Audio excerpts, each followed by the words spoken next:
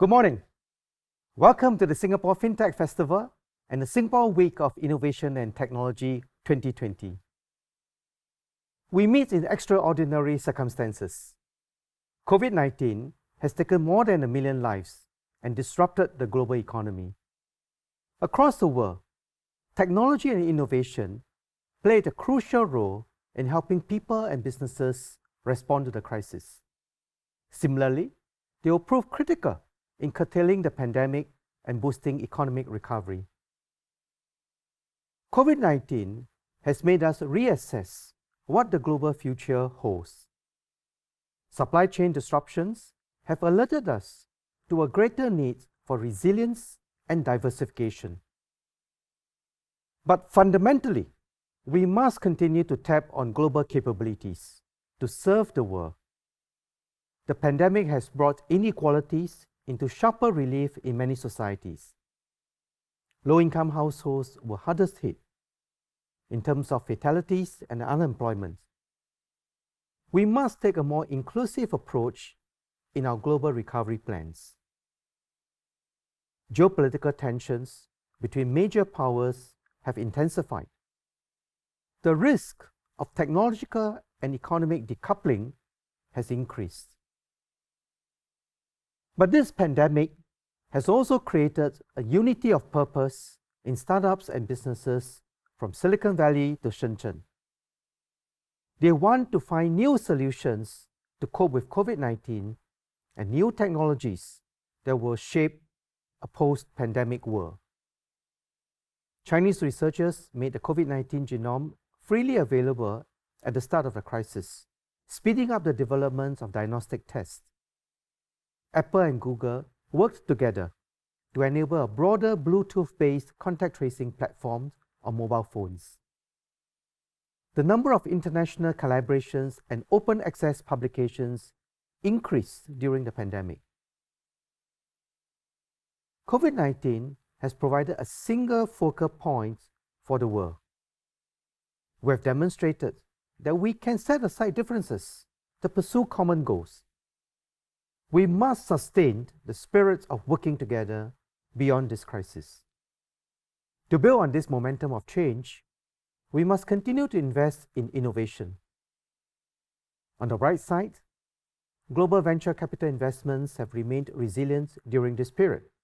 Singapore can contribute to global recovery by continuing to invest in innovation and working in collaboration with Asia and the world. In Singapore, the tech sector continues to be a bright spot for businesses and workers. Companies like Google and IBM stepped up to create jobs and training opportunities. PayPal launched a program to help SMEs digitalize. Microsoft helped SMEs gain access to regional markets like Indonesia and Thailand. As we gradually reopen our borders, Trip.com announced a partnership with the Singapore Tourism Board to market Singapore as a destination of choice for travelers. Our startup ecosystem continues to thrive. While relatively nascent, we have nurtured a number of unicorns, including Sea Group, which is Southeast Asia's largest company by market value today. We are committed to investing in innovation. Each year, the Singapore government invests about 1% of our GDP on research and development. We are finalizing our plans for the next 5 years, and I will announce the details later this week. We also continue to deepen our capabilities to keep our tech ecosystem vibrant. Fintech is one key area we are growing so that Singapore can continue to develop as a global financial hub. Just last week, Singapore issued 4 digital bank licenses. This will strengthen Singapore's financial sector for the digital economy and improve access for currently underserved businesses and individuals. Today, I'm pleased to launch the Asian Institute of Digital Finance. This institute is hosted by the National University of Singapore and backed by the Monetary Authority of Singapore and our National Research Foundation. One of the Institute's first projects is to build a data sharing platform that can train models to improve credit assessments. The platform will use data distributed across multiple firms while preserving data privacy. This allows lenders to make better credit decisions and offer better rates. This will improve the financing of small businesses to enable a stronger post-pandemic recovery. The Institute will also have a strong role in nurturing global fintech talent for Asia and will take in its first batch of postgraduate students next year. Another area we are deepening our capabilities is in blockchain. Blockchain technology enables transactions even in a zero-trust environment. In the last few years, the blockchain ecosystem in Singapore has grown significantly. But there are also known limitations, such as the energy efficiency of processing blockchains and the ability to connect different blockchain systems. We are therefore launching the Singapore Blockchain Innovation Program. This is Singapore's first major blockchain research and translation program. The program will expand blockchain research to the needs of the industry and will also be looking into scalability and interoperability of blockchain solutions.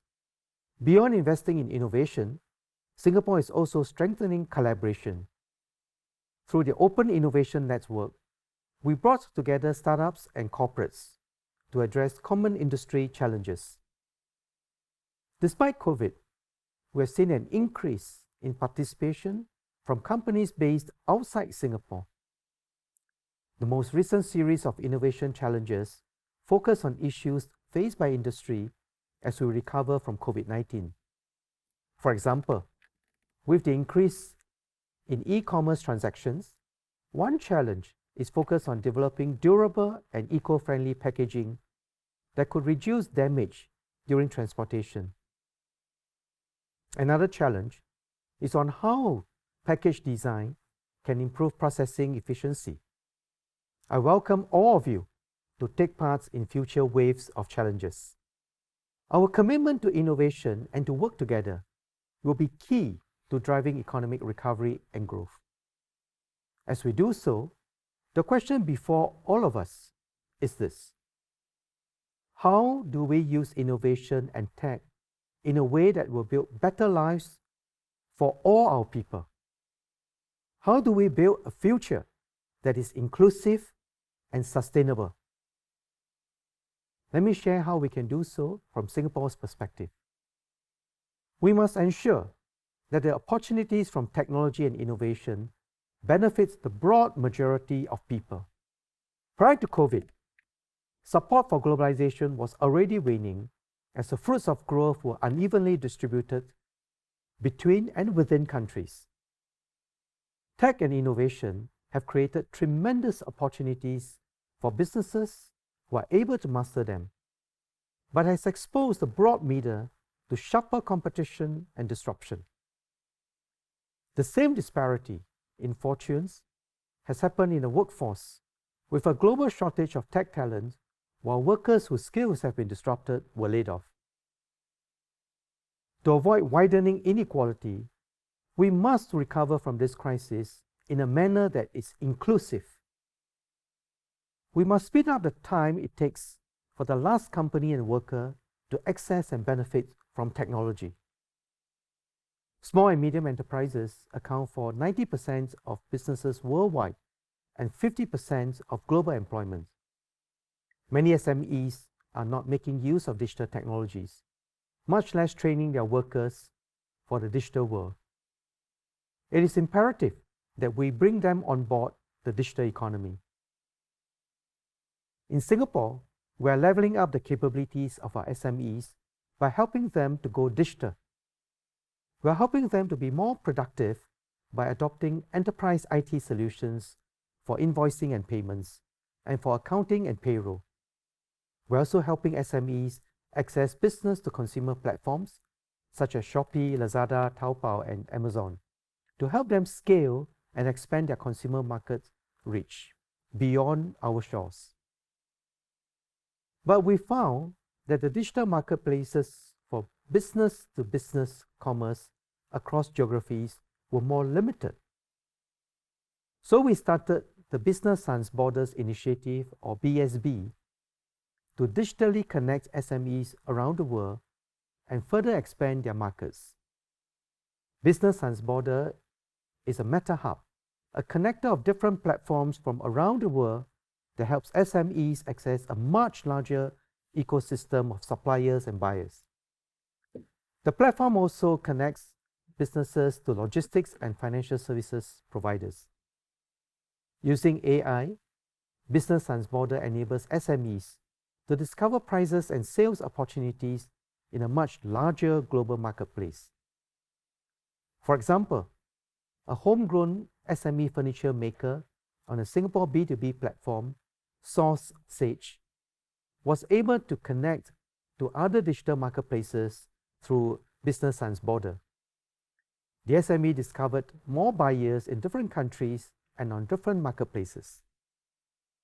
The latest buyer it acquired was on the India B2B platform's Global Linker.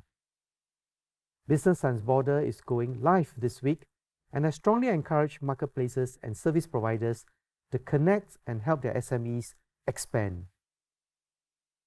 The challenge our companies face is not unique to Singapore or to Asia. Small and medium enterprises form the backbone of the global economy. Some of them will inevitably be disrupted by technology, but many others simply need some help to use technology to raise productivity and boost their value propositions.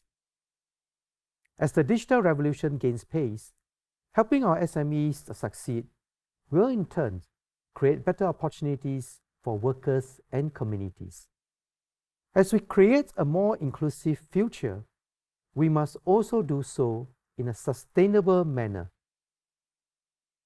COVID-19 was a wake-up call for the world and a reminder that we must be better prepared for big problems like climate change. As economic recovery picks up pace, we see that emissions are also beginning to rebound. But we believe that growth and sustainability can go hand in hand, and technology and innovation can offer solutions to achieving both. Many countries are pursuing a green recovery from the economic recession induced by COVID-19. For Singapore, climate change is an existential threat. As a low-lying city-state, many parts of our country will be submerged by the end of the century if we did nothing. Joining countries around the world, Singapore is fully committed to do our part for climate change through innovation. Within a decade, we'll deploy at least 2 gigawatts of solar, almost 3% of our electricity needs by 2030. Given our small size and high population density, we need creative solutions such as applied photovoltaics on building facades and floating solar panels on our reservoirs and offshore waters. We'll also accelerate the deployment of electric vehicles and explore smart charging technologies that can help with grid stability and enable higher solar deployments. By 2040, we aim to phase out all internal combustion engine vehicles in Singapore. We believe that putting sustainability at the core of what we do can create economic growth opportunities.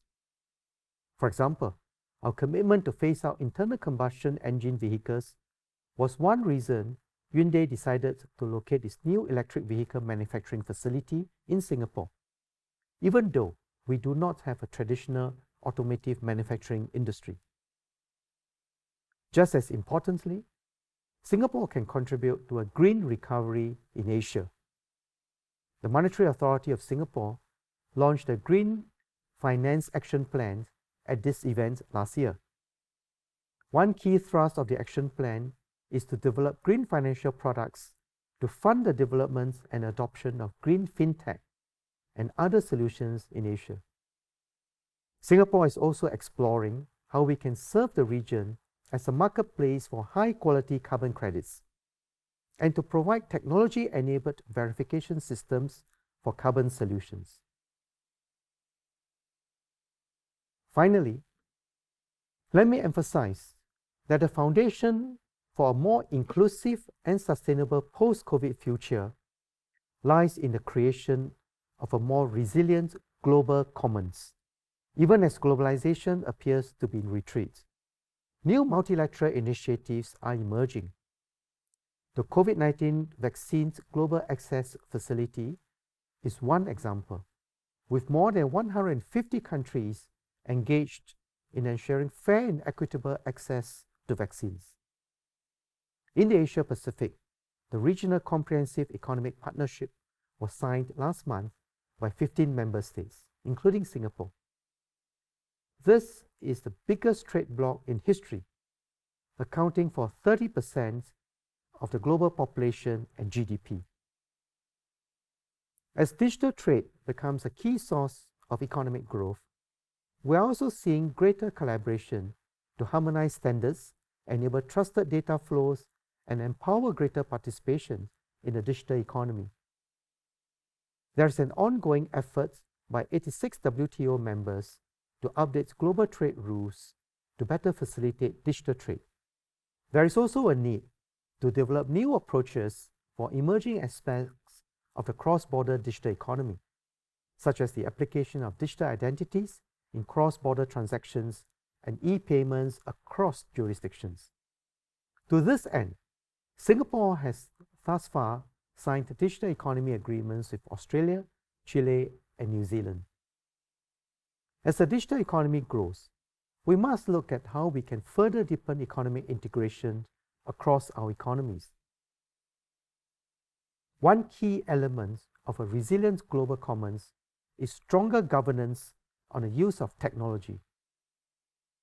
Fair and ethical rules that are generally accepted will allow more people to trust and use technology. In 2019, Singapore released the Model AI Governance Framework, which provides guidelines on how to address ethical and governance issues when deploying AI solutions. Companies have access to an implementation and self-assessment guide, as well as a collection of use cases. The best practices captured in these documents have been adopted by a range of companies, including Google, Microsoft, and DBS. For financial institutions, I announced last year that Singapore is developing a framework called Veritas to ensure that their use of AI and data analytics is fair, ethical, accountable, and transparent. The Veritas Consortium, comprising financial institutions and global tech firms, has since developed a tool, the first of its kind globally, that allows financial institutions to validate the fairness of their AI-driven decisions in credit risk scoring and customer marketing. The consortium continues to grow and will develop more use cases in the coming year. Strong governance applies not just to how technology is used, but also to how data is shared. Many of us transact with different platforms and businesses in our daily lives. One such area is in finance. People bank with different institutions, trade on different platforms, and purchase products from different insurers. When we need to consolidate our finances, this is often onerous. In Singapore, we are launching the Singapore Financial Data Exchange today. This is the world's first public digital infrastructure that allows a person to sign in using his national digital identity and provide consent to obtain the financial information from different financial institutions and government agencies. Data from each source is encrypted and transmitted through the exchange without being stored. Singaporeans can view their consolidated financial information through financial planning services offered by financial institutions, or the My Money Sense app, a free financial planning digital service offered by the Singapore government. The products and services offered can potentially be customized according to each individual's financial situation. Such an approach to trusted data sharing, involving both innovation and conducive regulations can potentially be applied in other areas and other jurisdictions. COVID-19 might have thrown the world a curveball, but it has been an opportunity for people to show resilience in the face of adversity, innovation in the midst of necessity, and the determination to build back better from the crisis. Just as we innovated to cope with the pandemic, we must also use technology and innovation to emerge stronger from this crisis. This event is a good example of our response to the pandemic. Despite the challenges, the organizers have put together the world's first week-long, round-the-clock, hybrid digital and physical event, involving a global network of partners from over 40 cities. The valuable connections and business activities from this gathering will help drive pandemic recovery and provide insights on the new possibilities post-COVID. A big thank you to the organizers, to all contributing partners, and to all of you for joining us this week. I wish you a fruitful conference, and I warmly welcome you to visit us when the situation permits. Thank you.